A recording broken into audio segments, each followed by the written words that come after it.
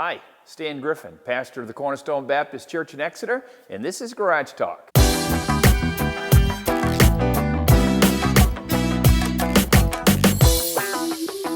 This is our Thanksgiving special.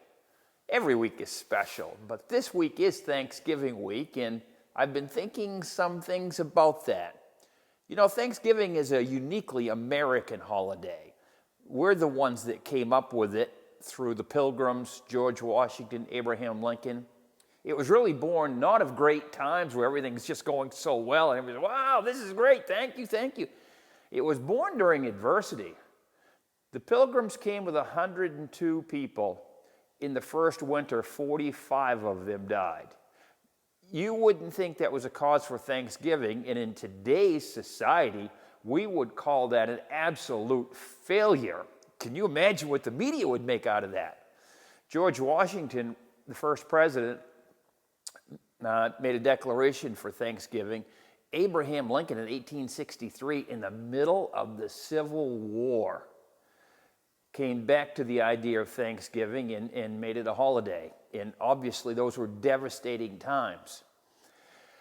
I grew up in a garage. My dad, when I was 5 years old, established his first garage. And a lot of families grew up on the farm. We were an agrarian society years ago, and of course the local farm has kind of gone away, but when you were growing up in the traditional American family, mom and dad and the number of kids that you had, the more kids you had, the more people you had to work on the farm. And so no child labor laws or anything like that. Go out, milk that cow. Shovel that stuff out of that gutter. You get that things done. And if you didn't, then you didn't eat. It was quite a lesson to learn.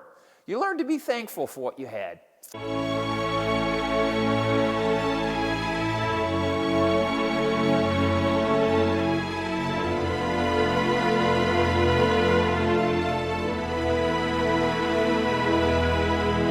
How about Thanksgiving dinner? Garage style.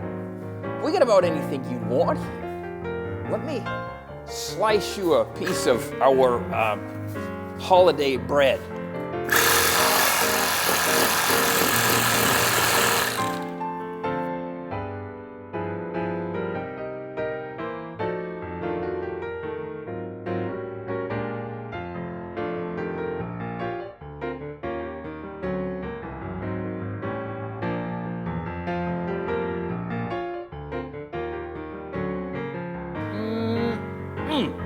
Remind you of, I don't know why. If we weren't thankful, we were named punks, brats, things like that. And thankfulness in our home, when we grew up, we didn't grow up on the farm, but we grew up in the garage. Sweep that floor, change that tire, get that done. And it was lessons learned that I submit to you that you haven't learned most of your education from a classroom setting. You've learned most of your education from your mom and dad, from the people that you hang out with, from your friends. And in the home I grew up in, being thankful was not an option, it was a command. And honestly, it's a biblical command. The Bible says, be ye thankful.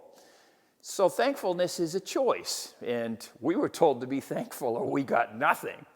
So we are thankful and blessed. And so a teachable moment a lot of times isn't necessarily while you're being taught a lesson in a classroom setting.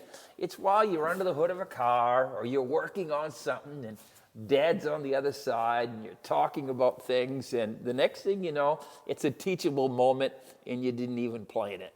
Time spent together. Thanksgiving is a lot of those things. I looked online. You know, someone made a list of 300 things to be thankful for. Basically, it's just a lot of stuff that if you think about it, we are truly blessed. And so when you see something, be thankful for it. For your car, for your intake manifold, for your trash can, for the floor you walk on, for the overhead doors that keep out the cold and the heat in the summertime, for a good cement floor, for radiant heat, for lawnmowers, for tires, new tires, for, do you get where I'm going? The list can go on and on and on. Be ye thankful. Hope that makes sense. See you in church on Sunday, I hope.